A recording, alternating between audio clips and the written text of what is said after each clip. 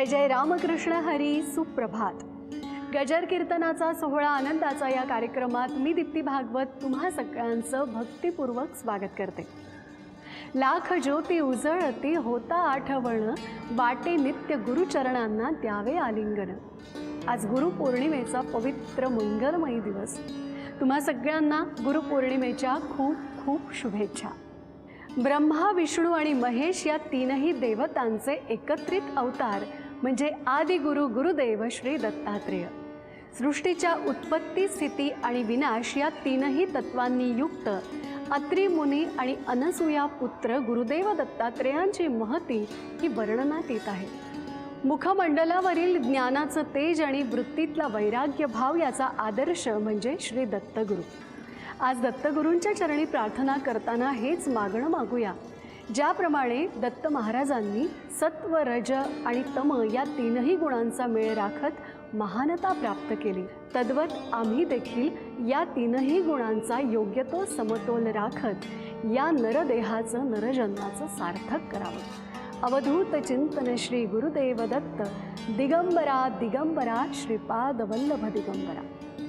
आता मात्र गुरुभक्ती जागूया आणि श्री नवनाथांची गुरुभक्ती या कथेचा आनंद घेऊया. कथाकार आहेत बीड येथील हरिभक्तीपरायण साध्वी सोनाली दीदी करपे. पुंडलिक वरदा हरि विठ्ठल श्री ज्ञानदेव तुकाराम. पंढरीनाथ भगवान की जय. माऊली ज्ञानेश्वर महाराज की जय. जगद्गुरु तुकाराम महाराज की जय. सद्गुरु श्री कल्याण स्वामी महाराज की जय. अवधूत चिंतन श्री गुरुदेव दत्त. वक्रतुंड महाकाय सूर्यकोटि समप्रभ निर्विघ्नं कुरु मे देव. सर्वकार्येषु सर्वदा. लोकाभिरामं रणरङ्गधीरं राजीवनेत्रं रघुवंशनाथं. कारुण्यरूपं करुणाकरन्तं श्रीरामचन्द्रं शरणं प्रपद्ये. मनोजवं मारुततुल्यवेगं जितेन्द्रियं बुद्धिमतां वरिष्ठं. वातात्मजं वानरयूथमुख्यं श्रीरामदूतं शरणं प्रपद्ये. अवधूतचिंतन श्री गुरुदेव दत्त.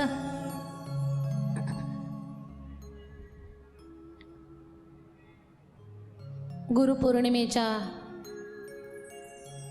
सर्व भारतवासियांना, गुरुभक्तांना अंतःकरणपूर्वक शुभेच्छा. आज गुरुपौर्णिमेचा महापर्व काळ आपल्या सगळ्यांच्या जीवनामध्ये फार मोलाचा, फार महत्त्वाचा. शिक्षा गुरु, दीक्षा गुरु असे गुरूंचे प्रकार, पण गुरु गुरुच असतात. आज या कथासत्राला माझ्या गुरुवर्यांच्या पूजनानं आरंभ केला. खरं तर श्री क्षेत्र सद्गुरू कल्याण स्वामी संस्थान, चकलंबा, तालुका गेवराई, जिल्हा बीड, की जिथे सद्गुरू कल्याण स्वामी महाराजांची 1100 वर्षापूर्वीची संजीवन समाधी आहे, त्या परंपरेत आमचा जन्म झाला. अगदी त्या परंपरेला वारकरी संप्रदायाच्या माध्यमातून आणखी पुढे घेऊन जाण्याचं ज्ञानाचं दान ज्यांच्यामुळे मला प्राप्त झालं असे माझे गुरुवर्य हरिभक्तपरायण विजय महाराज सुलाखे. त्यांनी अध्यात्माचे धडे मला दिले आणि आज जे काही संप्रदायाच्या माध्यमातून अध्यात्माची सेवा आम्ही करत आहोत ज्ञानाची उपासना करत आहोत, जनजागृतीचं काम चालू आहे, लोकांचा आध्यात्मिक विकास व्हावा याच्यासाठी जो काही शाब्दिक प्रयत्न आहे, हे सर्व श्रेय माझे गुरुवर्य त्यांना जातंय. कारण कोणी किती जरी नावरूपानं लौकिकाला आला असेल तर त्याच्या सर्व या दिव्यते पाठीमागे गुरुचाच आशीर्वाद असतो. श्री गुरुच्या कृपेशिवाय आपल्या जीवनामध्ये आपण काहीही त्या ठिकाणी साध्य करू शकत नाही, किंवा सफलतेला सुद्धा सौंदर्य श्री गुरुच्याच कृपेनं प्राप्त होत असतं. आपल्या जीवनातला अज्ञानरूपी अंधकार घालवणारे आपले श्री गुरु असतात. गुरुचं महिमान एवढं मोठं आहे. आज गुरुपौर्णिमेच्या विशेष पर्वावरती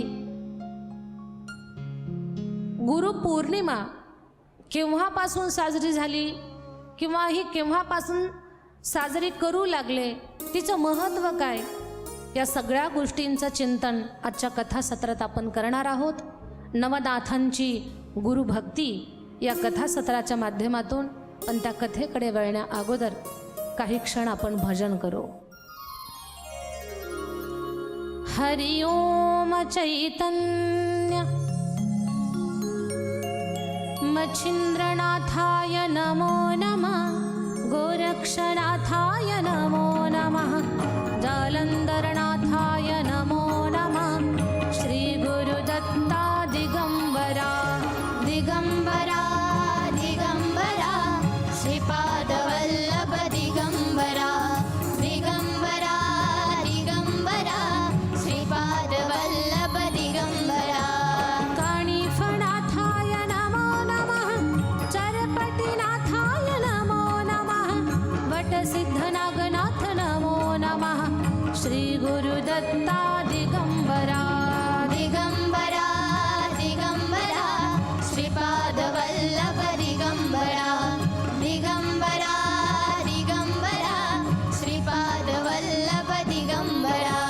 भरतरिनाथाय नमो नमः, रेवणनाथाय नमो नमः, गहिनीनाथाय नमो नमः, श्री गुरुदत्ता दिगंबरा दिगंबरा दिगंबरा, श्रीपादवल्लभ दिगंबरा दिगंबरा दिगंबरा, श्रीपादवल्लभ दिगंबरा.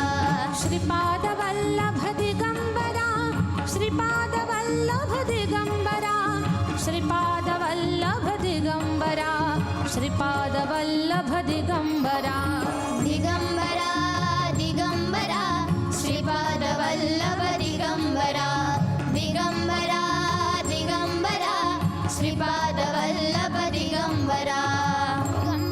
अवधूत चिंतन श्री गुरुदेव दत्त.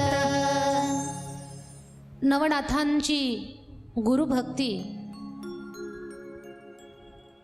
हे जे कथासत्र आपणा सगळ्यांना श्रवण करण्याचं जे सौभाग्य प्राप्त झालेलं आहे, डॉक्टर सुधाताई प्रकाश कांकरिया, बेटी बचाओ बेटी पढाओ या दिव्य कार्यामध्ये ज्यांनी स्वतःला वाहून घेतलं, त्यांच्या कार्याचा गौरव या उद्देशानं या कथेचं नियोजन. आज विशेष पर्वकाळ गुरुपौर्णिमेचा हा विशेष भाग आपल्या सगळ्यांना झी टॉकीजच्या माध्यमातून गुरुभक्तीचं स्वरूप काय असतं ते श्रवण करण्यासाठी प्राप्त झालेलं आहे. आपल्या जीवनामध्ये गुरु नसतील आणि गुरुचं मार्गदर्शन नसेल तर माणूस असूनही आपली अवस्था गुरासारखी होते. आपली दशा गुरासारखी होऊ नये म्हणून जीवनामध्ये आपण गुरु करून घेतले पाहिजेत.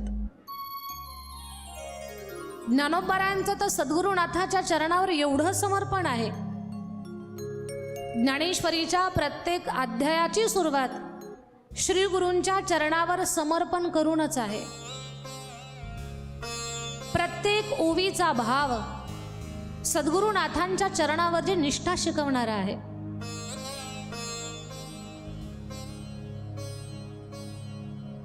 हरिपाठामध्ये सांगतेला गुरुकृपेचा अभंग गायल्याशिवाय हरिपाठाची सांगता होत नाही. माऊलींचाच अभंग आहे की ज्याच्यातून आम्ही गुरुकृपेनं किती सुखी आहोत, किती निर्भय आहोत, किती श्रीमंत आहोत. माऊलींनी ती भावना व्यक्त केली की आम्हाला आता या जगात कुठल्याच गोष्टीचं भय नाहीये, कुठल्या गोष्टीची कमतरता नाहीये. आम्ही अशा कल्पवृक्षाखाली बसलेलो आहोत की आम्ही फक्त मनामध्ये इच्छा व्यक्त करावी आणि सद्गुरुनाथाच्या कृपेनं ती पूर्ण व्हावी. एवढा भाव गुरुनाथाबद्दल ज्ञानोबा व्यक्त करतायत.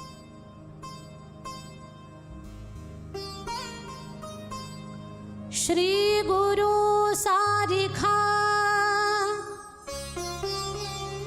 असता पाठी राखा, इतरांचा लेखा कोण करी. राजयाची कांता काय भीक मागे. राजाच्या राणीला भिक्षा मागण्याची गरज नाही. तशी स्थिती सद्गुरूच्या सानिध्यामध्ये राहणाऱ्या शिष्याची आहे. सद्गुरूच्या साधकानं गुरुच्या छत्रछायेखाली असताना असा आपल्या अंतकरणातला भाव धरावा की आपल्या डोक्यावरती राजछत्र आहे.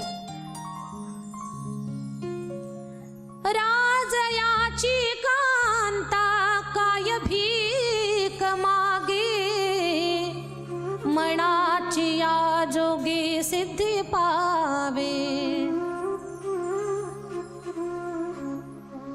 माऊली सांगतात कल्पतरूच्या वृक्षाखाली जो बसलाय त्याला काय कमी आहे. कल्पतरू तळवटी जो कोणी बैसला, काय उणे त्याला सांगा जोजी. माऊली स्वतः सांगतात ज्ञानदेव म्हणे तरलो तरलो, आता उद्धरलो गुरुकृपे. ज्ञानदेव म्हणे तरलो तरलो, आता उद्धरलो गुरुकृपे. एवढं सद्गुरुनाथाचं महत्व आपल्या सगळ्यांच्या जीवनामध्ये आहे.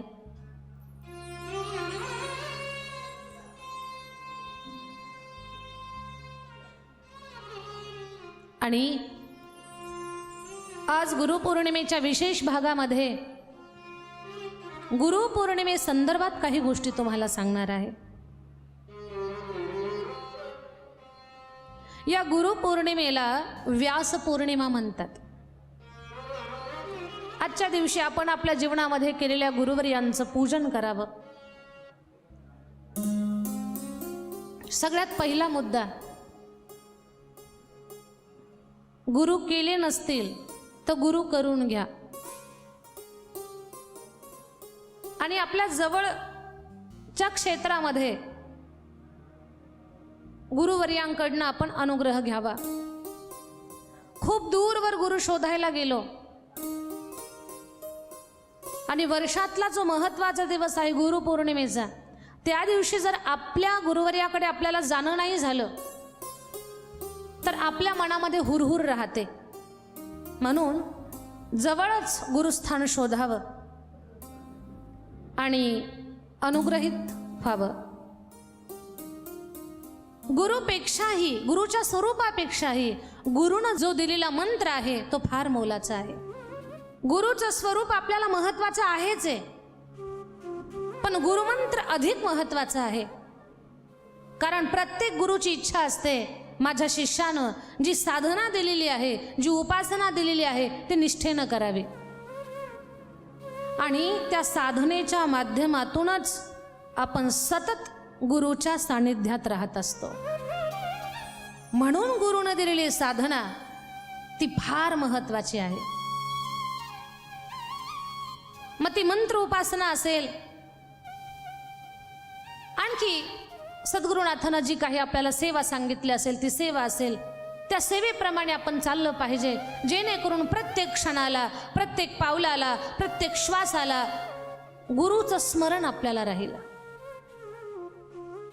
या कथासत्राच्या ओघामध्ये बोलताना काही गोष्टी मी बोलून गेली असेल, पुन्हा एकदा आवर्जून सांगते. आईच्या उदरातून आपला पहिला जन्म होतो आणि ज्या दिवशी गुरुकृपा होते त्या दिवशी आपला दुसरा जन्म होतो. आणि जोपर्यंत गुरुचा अनुग्रह आपल्याला प्राप्त होत नाही तोपर्यंत हे शरीर पूजा करण्यास योग्य नाहीये. आईच्या उदरातून बाहेर आलो, जगात वावर चालू झाला,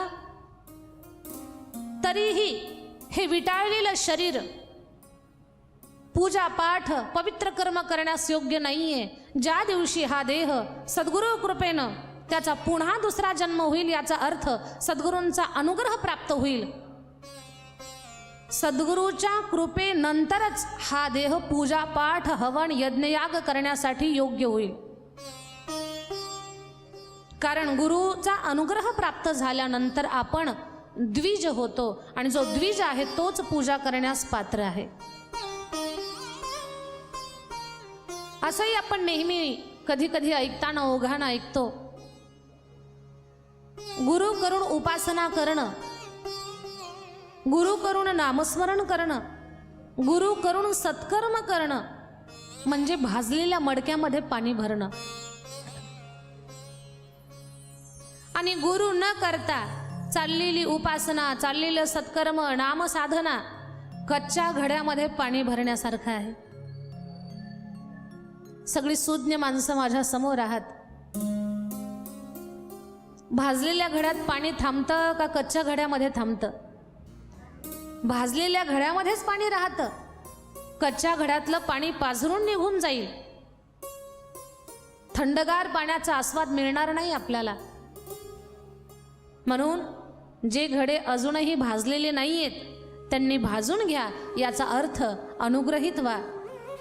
गुरुकडून गुरुमंत्र घ्या, दीक्षा घ्या, मंत्र दीक्षा घ्या.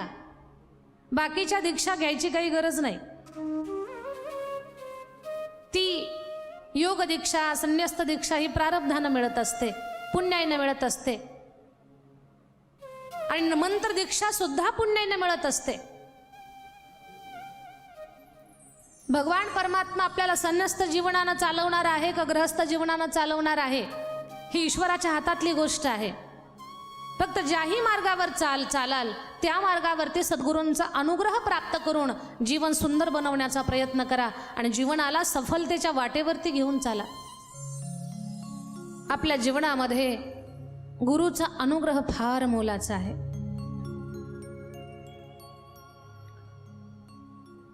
या गुरुपौर्णिमेला व्यास पौर्णिमा सुद्धा म्हणतात. प्रसंग आपल्या सगळ्यांना माहिती आहे. एकदा पराशर ऋषी तीर्थभ्रमण करत करत, तीर्थयात्रा करत करत एका नदीच्या तटावर पोहोचले. त्यांना नदी पार करून पलीकडे जायचंय.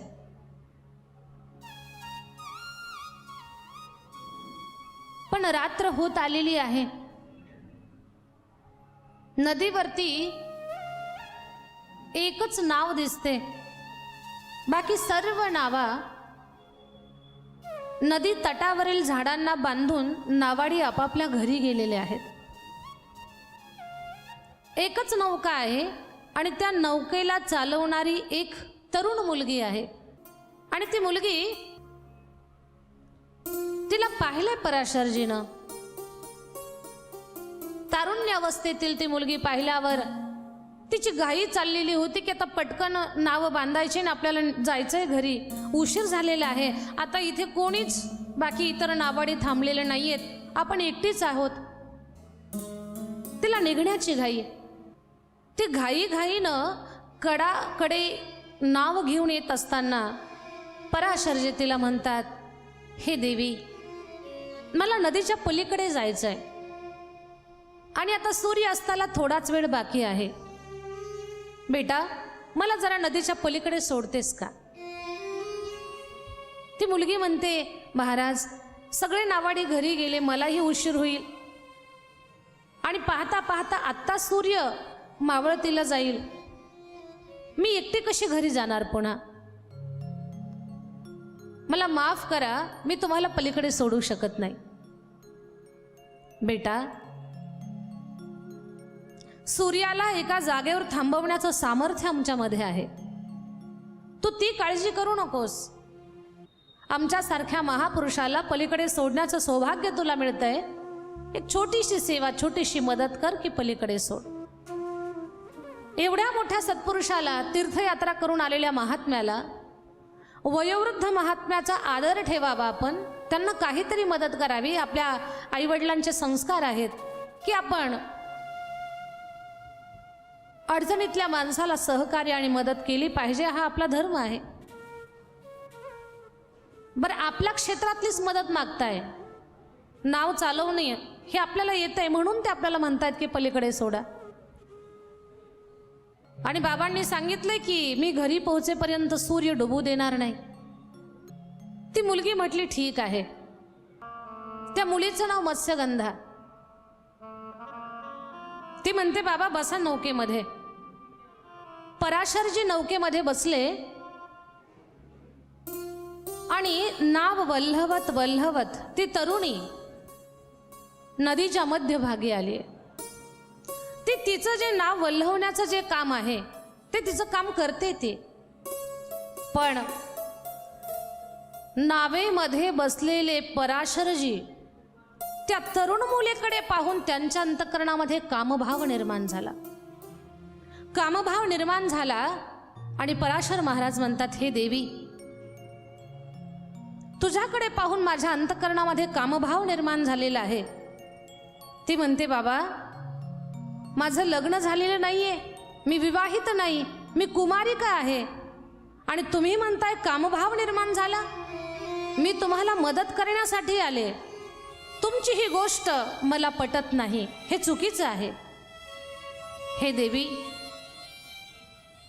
परमेश्वराची काय दिव्य लीला असेल मला माहिती नाही, पण एवढी मोठी तीर्थयात्रा करून मी आलोय आणि माझ्या मनामध्ये असा भाव आजवर कधी निर्माण झाला नाही.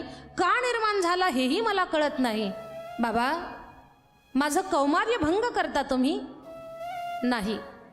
सूर्याला जागेवर थांबवण्याचं सामर्थ्य माझ्यामध्ये, मी तुला अभय देतो. माझ्यापासून जो पुत्र तुझ्या उदरी जन्माला येईल, तो जगामध्ये जगविख्यात होईल. तो फार तेजस्वी असेल, ओजस्वी असेल, साक्षात भगवान परमात्माचा अंश अवतार असेल आणि ईश्वराचा अंश अवतार उदरामध्ये वाढवण्याचं सौभाग्य तुला सुद्धा प्राप्त होईल बेटा. आणि या माध्यमातून तुझं चरित्र जगामध्ये अजर अमर होईल.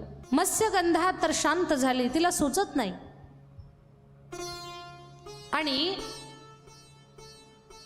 पराशरजी अगदी तिच्या सोबत गंधर्व म्हणा, राक्षस पद्धतीने म्हणा, विवाह करून पराशरजीचं तेज तिच्या उदरामध्ये वाढू लागलं. आणि त्यातून ज्यांनी 4 वेद, 6 शास्त्र, 18 पुराणांची निर्मिती केली. आज आपणाला भागवत ऐकायला मिळतंय, आज आपणाला 18 पुराण श्रवण करायला मिळतात. 4 वेदांचे रचयिते साक्षात व्यास महाराज, भगवान परमात्माचा अंश अवतार, त्यांचा जन्म त्या मत्स्यगंधेच्या पोटी झाला. माशासारखा तिच्या शरीराचा गंध येत होता म्हणून तिला मत्स्यगंधा म्हणायचे. पण व्यासांचा जन्म तिच्या पोटी झाल्यानंतर तिचं चरित्र सर्व ग्रंथ पुराणांमध्ये कुठेही कलंकित न होता अजर अमर झालं. कारण ज्यांच्यामुळे शास्त्र आपल्याला श्रवण करायला मिळतंय त्यांचा जन्म तिच्या पोटी झाला आणि तिला सत्यवती म्हणू लागले. तिला घरी पोहोचेपर्यंत महात्म्याला तर तिनं नदीच्या पलीकडे सोडलं. उदरातून जन्माला आलेला बाळ तोही तपस्या करण्याच्या उद्देशानं बद्रिकाश्रमी निघून गेला. त्या बाळाचं नाव व्यास महाराज. आणि ज्या दिवशी सत्यवतीच्या उदरी, त्या मत्स्यगंधेच्या उदरी व्यासांचा जन्म झाला तो दिवस म्हणजे आषाढ शुद्ध पौर्णिमा, तोच दिवस व्यास पौर्णिमा म्हणून जगविख्यात झाला. त्यालाच आपण गुरुपौर्णिमा म्हणतो. कारण सर्व दिव्य ज्ञान, शास्त्रांचं ज्ञान, पुराणांचं ज्ञान व्यासांच्यामुळे आपल्याकडे आलेलं आहे. व्यास हे मूळ गुरु आहेत. ज्यांच्याकडे ज्ञान आहे आणि जे ज्ञान दान करतायत ते व्यास. आणि ज्या जागेवर बसून ज्ञान दान करतात त्या जागेला सुद्धा व्यासपीठ म्हणतात. व्यासांची महती अद्भुत. ज्या पराशर ऋषींच्यामुळे, ज्या सत्यवती मातेच्यामुळे ज्ञानाचा भांडार आपल्या सगळ्यांसाठी खुले करणारे आणि ज्ञान किती श्रेष्ठ आहे हे जगाला शिकवणारे व्यास महाराज ज्या दिवशी प्रगट झाले तोच आजचा दिवस, गुरुपौर्णिमेचा दिवस. बोला व्यास महाराज की जय. असा गुरुपौर्णिमेचा महिमा. आणि गुरु हे जगातलं सगळ्यात श्रेष्ठ आणि उंच स्थान आहे. गुरु हा संत कोळीचा राजा. आणि किती सुंदर सांगितलंय, गुरु विन देव दुजा पाहता नाही त्रैलोकी. गुरु हाच आपल्या जीवनातला सगळ्यात मोठा देव आहे. दुसरा देव पाहायला जायची काही गरजच नाही. त्या सद्गुरुनाथाबद्दल आपल्या अंतःकरणामध्ये गुरुभक्तीचा भाव जागा व्हावा. जीवन आपलं कृतार्थ व्हावं, जीवन आपलं धन्य व्हावं. गुरु आपल्याला एक अद्भुत दृष्टी देतात, जगाला पाहण्याची नजर देतात आणि आपलं जीवन आणखी दैदिप्यमान बनवत असतात. नवनाथांनी आपल्या गुरुबद्दल किती समर्पण केलंय. नवनाथांच्या चरित्र कथेतून गुरुभक्तीचं एक एक अंग आपण पाहत आहोत. प्रत्येक गुणाचा आपण अभ्यास करत आहोत त्या कथेच्या माध्यमातून. आणि त्यांची गुरुभक्ती पाहावी आणि आपण आपल्याला घडवावं. अरे हा, हे आपल्या जीवनामध्ये अजून नाही, हे आपण करायला पाहिजे. अरे गुरुभक्तीच्या या कथेतून आपल्याला हे शिकायला मिळालं. हे सगळं सुंदर आपण श्रवण करत करत आपणाला सुंदर बनवणार आहोत. गुरुकृपेला आपण योग्य होऊ एवढं सुंदर स्वतःला बनवायचं. आणि कानावर चांगलं पडल्याशिवाय जगण्यात सुद्धा चांगलं येऊ शकत नाही.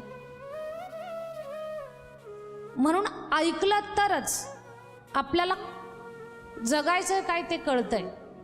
जोपर्यंत कानावरच चांगलं पडत नाही तोपर्यंत आपण काय जगणार आहोत? आपण आपल्या मनानंच जगणार. पण मनानं जगण्यामध्ये कल्याण नाहीये, मार्गदर्शनानं जगण्यात कल्याण आहे. म्हणून मनानं जगण्याऐवजी मार्गदर्शनानं चाला. आणि मार्गदर्शक सुद्धा योग्य असले पाहिजेत. पहा, आपण या नवनाथांच्या गुरुभक्ती सत्रामध्ये पाहतोय की गोरक्षनाथांनी गुरुच्या सेवेमध्ये स्वतःचा डोळा काढून दिला. किती मोठी तयारी आहे. ज्या डोळ्यानं आपण जग पाहतोय तो डोळाच दिला. सद्गुरूवरती श्रद्धा असणारे, गुरुवरती भाव समर्पण करणारे एक साधक, गुरुवरती त्यांचं नितांत प्रेम, गुरुचं मुख पाहिल्याशिवाय त्यांच्या कामाला कार्याला सुरुवात नाही. एवढा गुरुबद्दल भाव. रोज गुरुची सेवा, गुरुचं मुख पाहून कामाची सुरुवात, दैनंदिन नित्यकर्म सगळं काही, पण गुरु त्यांचा श्वास बनलेला. शेवटी शरीराला मर्यादा आहे. गुरुदेवांनी शरीर सोडलं, आत्मा अनंतात विलीन झाला. त्या शिष्याला कळालं आपल्या गुरुदेवांची इहलोकीची यात्रा संपली आहे आणि आता ते अनंतात विलीन झालेले आहेत. त्या दिवसापासनं त्या शिष्यानं डोळ्याला पट्टी बांधून घेतली. आजही ती माणसं आपल्याला वृंदावनात पाहायला मिळतात. डोळ्याला पट्टी बांधून घेतली. कोणीतरी विचारलं, अरे डोळ्याला पट्टी का बांधली? जे डोळे श्री गुरूंचं मुख पाहून आपल्या दिनचर्येला सुरुवात करत होते, त्या डोळ्यांना आता गुरुदेव दिसणार नाहीत. या डोळ्याला गुरुचं दर्शन होत नसेल तर हे डोळे आता जगातलंही काही पाहणार नाहीत. किती मोठी तयारी आहे, किती मोठा त्याग आहे. अक्षरशः डोळ्याला पट्टी बांधली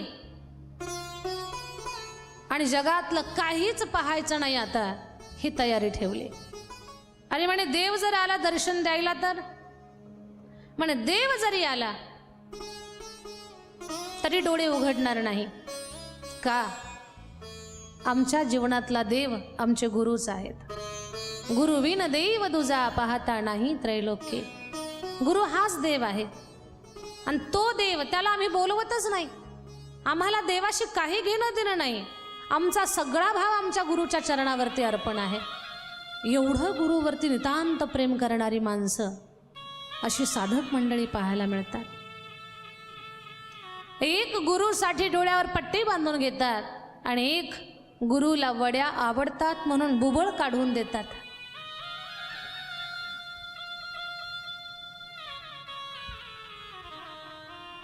गोरक्षनाथानं, बरं वय किती लहान आहे, 12 वर्षाचं पोर. 12 वर्षाच्या वयामध्ये एवढी मोठी गुरुनिष्ठा निर्माण झाली. हा खूप मोठा कृपेचा भाग आहे. तेवढी अंतःकरणामध्ये शुद्धता, सात्विकता निर्माण होण्यासाठी खूप मोठं पुण्य असावं लागतं, खूप चांगली सत्कर्म असावी लागतात. मच्छिंद्रनाथानं संजीवनी मंत्राचा प्रयोग करून फोडलेलं बुबुळ पुन्हा बसवलं आणि आता तर सद्गुरुनाथाच्या कृपेनं त्या नजरेमध्ये अधिकच चैतन्य निर्माण झालं. गोरक्षाचा हा समर्पणाचा भाव पाहून मच्छिंद्रनाथानं न मागता गोरक्षनाथाला अशी दिव्य विद्या दिली की जी विद्या दत्तगुरूंनी मच्छिंद्रनाथाला दिली होती, जी विद्या मच्छिंद्रनाथाला 12 वर्ष तप केल्यानंतर मिळाली, ती विद्या गोरक्षनाथाला सहज प्राप्त झाली. कशाचा परिणाम? फक्त समर्पणाचा परिणाम. सर्व वेद विद्या पारंगत बनवलं गोरक्षनाथाला आणि मच्छिंद्रनाथ गोरक्षनाथाला घेऊन अगदी अनेक प्रकारचं अध्ययन, शाबरी विद्या, अस्त्र शस्त्र या सगळ्या गोष्टीमध्ये पारंगत करत करत करत एक दिवस मच्छिंद्रनाथाच्या मनामध्ये आलंय की गोरक्षनाथाला आपण संजीवनी मंत्र द्यावा. संजीवनी मंत्राचं ज्ञान मच्छिंद्रनाथानं गोरक्षनाथाला दिलं आणि सांगितलं, बेटा या मंत्राचा जाप करत बस. मी जरा गावात जाऊन येतो, भिक्षा करून येतो. मच्छिंद्रनाथ बाहेर गेले आणि गोरक्षनाथ आपलं चिंतन करतायत, संजीवनी मंत्राचा जाप करतायत. संजीवनी मंत्राचा प्रभाव असा विशेष आहे, मेलेला माणूस जिवंत करण्याची ताकद संजीवनी मंत्रामध्ये आहे. संजीवनी मंत्राचे प्रयोग करून मृत माणसे जिवंत झालेली आहेत. ज्ञानोबरायांच्या चरित्राचा अभ्यास करताना आपल्याला बऱ्याच ठिकाणी असे प्रसंग पाहायला मिळतात. मुक्ताबाईंनी मेलेली माणसे जिवंत केली, ज्ञानोबरायांनी मेलेली माणसे जिवंत केली. दैत्यगुरु शुक्राचार्य यांनी सुद्धा बळीराजाला जिवंत करताना संजीवनी मंत्राचा प्रयोग केला होता. तर या संजीवनी मंत्राचा प्रभाव खूप विशेष. तोच दिव्य मंत्र आता आपल्या गोरक्षानं या मंत्राची साधना करावी म्हणून मच्छिंद्रनाथानं दिला. त्या मंत्राचा जाप चालू झाला. एका जागेवर बसून तो जाप चालू आहे. छोटी छोटी मुलं गोरक्षनाथाच्या आजूबाजूला काहीतरी खेळ खेळतायत, पण त्यांच्या खेळण्याकडे गोरक्षनाथाचं लक्ष नाहीये, स्वतःच्या साधनेकडे त्यांचं लक्ष आहे. तोंडामध्ये त्या मंत्राचा जाप चालू आहे. चिखला मातीचा खेळ खेळणारी लेकरं, त्यांचा खेळ त्यांना व्यवस्थित खेळता येणार. त्यांना गाडी बनवायची होती चिखला मातीची, त्यांना ती काही जमेना. कोणी चिखल बनवतंय, कोणी त्याच्यामध्ये रोवण्यासाठी काटकी आणतंय, कोणी कोणी चिखलातला आकार देण्याचा प्रयत्न करतंय, पण त्यांना ते जमत नाही. ती लहान मुलं गोरक्षनाथाकडे आले. त्यांनी पाहिलं, अरे हा आपल्यापेक्षा मोठा आहे, जे आपल्याला जमत नाही ना, हा आपल्याला तो बनवून देऊ शकल. ती लहान मुलं गोरक्षनाथाला म्हणतात, गोरक्षनाथा, आम्हाला गाडीचा खेळ खेळायचा आहे, पण आम्हाला या चिखला मातीची गाडीच बनवता येत नाही, आम्हाला जरा गाडी बनवून द्या ना. गोरक्षनाथ म्हणतात, बाळांनो, तुम्हाला गाडी बनवून दिली असती, पण मी थोडासा साधनेमध्ये व्यस्त आहे. तुम्ही प्रयत्न करा, माझी साधना झाल्यानंतर मी तुम्हाला गाडी बनवून देण्याचा प्रयत्न करेल, पण तोपर्यंत तुम्ही प्रयत्न करा, जमेल तुम्हाला. असं काहीतरी लाडीगोडी लावून गोड बोलून आपल्या साधनेत कोणी व्यत्यय करू नये आणि आपण कोणाला तिरस्कारानं बोलू पण नाही. रागानं न बोलता प्रेमानं समजावून सांगून त्या मुलांना पाठवलं. कसं बस चिखलाचे आकार बनवत, मध्ये काटक्या जोडत त्या लहान मुलांनी चिखला मातीची गाडी बनवली. तिला 2 चाकं बनवली. हात ठेवण्यासाठी लाकडाची जशी गाडी बैल आहे ना, तशा पद्धतीनं अगदी 2 काटक्या, त्याच्यावरती जू वगैरे हे सगळं व्यवस्थित बनवलं, त्यांना जसं जमतंय तसं. आता गाडी तर बनली आहे, पण गाडी चालकाशिवाय गाडीला काही मजा नाही. मग त्यांनी गाडीवान बनवण्याचा प्रयत्न चालू केला. गाडी जेव्हा बनली तेव्हा आनंद झाला त्यांना, पण आता याला गाडीवान बनवू. मग कुणी हात बनवण्याचा प्रयत्न करतं, कुणी मस्तक बनवण्याचा प्रयत्न करतं, कुणी पाय, कुणी पोट, हे सगळं आकृती बनवण्याचा प्रयत्न करताय, पण त्यांना ते जमच ना. खूप प्रयत्न केला त्या बाळांनी. शेवटी वैतागून ते गोरक्षनाथाकडे आले. गोरक्षनाथा, तुम्ही म्हटलात प्रयत्न करा, तुम्हाला गाडी जमल, आणि खरंच गाडी बनवली, पण आम्हाला या गाडीला चालवणारा गाडीवान पाहिजे. तुम्ही तेवढा गाडीवान बनवून द्या ना. आता लेकराला 1-2 वेळा आपण तुम्ही प्रयत्न करा, तुम्ही प्रयत्न करा असं सांगितलंय. ते आपल्याकडे आशेनं आलेले आहेत. आताही त्यांना हकलून देणं किंवा गोड बोलून पाठवून देणं कुठेतरी त्यांच्या मनाचा, त्यांच्या इच्छेचा अवहेर करण्यासारखं आहे. ठीक आहे बाळांनो, मी तुम्हाला गाडीवान बनवून देतो. लीला पहा, गोरक्षनाथ हातामध्ये चिखल माती घेतायत, त्याच्यापासनं गाडीवान बनवतायत. छोटासा गाडीवान बनवत असताना हाताना तर गाडीवान चालू आहे, पण मुखानं संजीवनीचा जाप चालू आहे. संजीवनी मंत्र मुखानं म्हणतात. त्यांच्या लक्षात नाहीये की संजीवनी मंत्र म्हणत जर या चिखलाला आपण आकार देऊ गेलो तर खरंच याच्यामध्ये जिवंतपणा येईल, हे त्यांना माहिती नव्हतं. ते तोंडानं संजीवनी मंत्राचा जाप करत होते आणि हातानं गाडीवान बनवत होते. आपल्याला माहिती आहे पुढे काय होतंय, पण पुढे काय होतंय हे ऐकण्यापूर्वी एक गोष्ट अगोदर ऐका. मुखानं नामस्मरण करत करत करत गोरक्षनाथानं चिखलाला आकार दिला तर तो खरंच त्या चिखलातून, त्या मूर्तीतून खरी मनुष्याकृती, हाडामासाचा देह तयार झाला. हा नाम जपाचा प्रभाव आहे. मग या नाम जपाच्या प्रभावानं जर मातीला माणसाची आकृती प्राप्त होत असेल तर नाम जपाच्या प्रभावानं आपल्या जीवनातल्या अडचणी संपत आपलं जीवन सुंदर का बनणार नाही? हे तुम्हाला अधिक पटावं म्हणून काही गोष्टी सांगते. आपण स्नान करताना भगवंताचं नामस्मरण केलं, स्नान करत असताना अखंड भगवंताचं नामस्मरण केलं, मग तो मंत्र रामकृष्ण हरी असेल, तो हरे कृष्ण हरे राम असेल, किंवा तो जय श्री कृष्ण असेल, किंवा श्रीराम जय राम जय जय राम असेल, किंवा आपल्याला मिळालेला गुरुमंत्र असेल. स्नान करत असताना भगवंताचं नामस्मरण केलं तर ते स्नान केवळ स्नान राहत नाही, ते तीर्थ स्नान बनतं.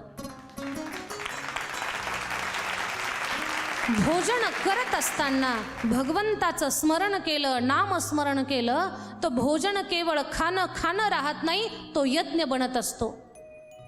स्वयंपाक बनवत असताना भगवंताचं नामस्मरण केलं तर तो स्वयंपाक केवळ स्वयंपाक राहत नाही, तो प्रसाद बनत असतो. चालताना भगवंताचं नामस्मरण केलं तर चालणं राहत नाही, ते तीर्थयात्रा बनतं. झोपताना भगवंताचं नामस्मरण केलं तर झोपणं राहत नाही, ती योग निद्रा बनते. आणि घरामध्ये वावरत असताना भगवंताचं नामस्मरण केलं तर आपलं घर केवळ घर नाही, तर ते मंदिर बनत असतं.